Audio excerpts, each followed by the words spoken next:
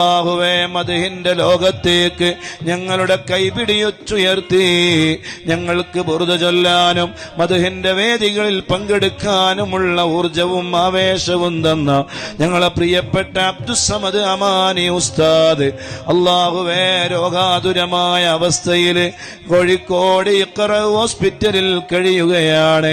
അല്ലാഹുവേ നീ കാമിലായ ആജിലായ ശിഫ നീ നൽകണേ റഹ്മാനേ.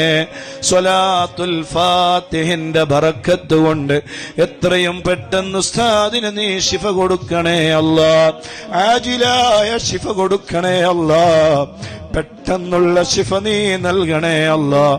ഒരുപാട് മദ്ഹിന്റെ വേദികളിൽ ഇനിയും ഖസീദത്തുൽ ബുർദ മാധുര്യത്തോടെ കേൾക്കാൻ ഞങ്ങൾക്ക് നീ തൗഫീഖ് നൽകണേ അല്ലാഹ്. സ്വലാത്തുൽ ഫാത്തിഹിന്റെ ബറക്കത്ത് കൊണ്ട് അല്ലാഹുവേ